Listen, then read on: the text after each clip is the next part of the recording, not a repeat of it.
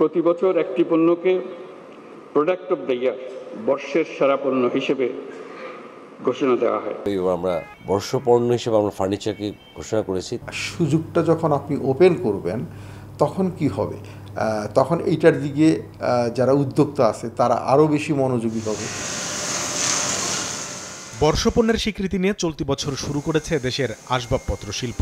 $650 billion বিশ্ববাজারে নামমাত্র হিস্সা নিয়ে চলা এ খাতের রপ্তানি আয় বাড়ার সম্ভাবনাও ব্যাপক। তবে বাধা হয়ে আছে এ শিল্পে দরকারি প্রায় 7,000 ধরনের কাঁচামাল আমদানিতে 10 থেকে 127% শুল্কের চাপ। এমন বাস্তবতা এ খাতে বন্ড সুবিধার সুপারিশ করেছে রপ্তানি উন্নয়ন ব্যুরো ইপিবি, যেখানে 30% মূল্য সংযোজনের শর্ত পূরণ করতে হবে আমদানিকারককে। এখানেও কিন্তু খুব সম্ভাবনা আছে, আমাদের স্কিল লেবার আছে, কিন্তু এক্সপোর্টের ক্ষেত্রে যে আমরা পারছি না। কেন পারছি না? তখন আমরা যখন দেখতে গেলাম তখন দেখলাম যে তাদের নীতিগত সমস্যা রয়েছে। আমরা একটা জিনিস বলেছি যে ব্যাংক গ্যারান্টিড বন্ড ফ্যাসিলিটি দেওয়ার কথা, এবং আমরা এখানে অ্যাসিওর করেছি যে 30% ভ্যালু এডিশন হবে। তো সেখানে ফিজিক্যাল বন্ড আর প্রয়োজন হবে না। ব্যাংক গ্যারান্টি পদ্ধতিতে এই বন্ড সুবিধা দেয়া হলে কেউ এর অপব্যবহার করতে পারবে না বলে দাবি করে উদ্যোক্তারা বলছেন, এজন্য বাড়তি বিনিয়োগ ও ব্যয় করতে না হওয়ায় রপ্তানি বাজারে প্রতিযোগিতা সক্ষমতা বাড়বে তাদের। ব্যাংক গ্যারান্টি লায়েবল ব্যাংক নিচ্ছে, আমি যদি ওই সময়ের মধ্যে সেই কার্য সম্পাদন না করি তাহলে সরকার যে কোনো সময় সেই গ্যারান্টিটা ইনক্যাশ করে ফেলতে পারে। সো এটা কারো জন্যই আর কোনো ঝুঁকি থাকে না।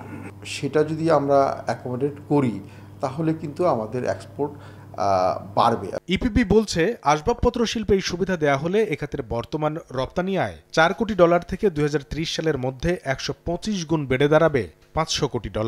এখন এভাবে করা যদি যায়, ওনারা আমাদেরকে আশ্বস্ত করে ওনাদের অ্যাম্বিশন প্রায় বলছেন যে 2030 সালের মধ্যে ওনারা প্রায় $5 বিলিয়ন এক্সপোর্ট করতে পারবেন যদি এই সুবিধাটা দেওয়া হয়। বাজার বাস্তবতা বিশ্লেষণ করে আসবাবপত্র সহ রপ্তানি সম্ভাবনার সব খাতেই বন্ড সুবিধা দিতে কাজ করা হচ্ছে বলে জানালেন জাতীয় রাজস্ব বোর্ড এনবিআর এর চেয়ারম্যান। আমাদের দেশ থেকে যে সকল পণ্য রপ্তানি করা যায় তাদের যদি কোনো বন্ড সুবিধা লাগে আমরা সেগুলোর জন্য কাজ করছি। আমরা অত্যন্ত পজিটিভ, আশা করি এখান থেকে একটা অচিরে আপনারা সুফল দেখতে পাবেন। রুচি পরিবর্তনের সঙ্গে পাল্লা দিয়ে রপ্তানি বাজার সম্প্রসারণে বন্ড সুবিধার পাশাপাশি আধুনিক প্রযুক্তির ব্যবহার বাড়ানোর পরামর্শ সংশ্লিষ্টদের।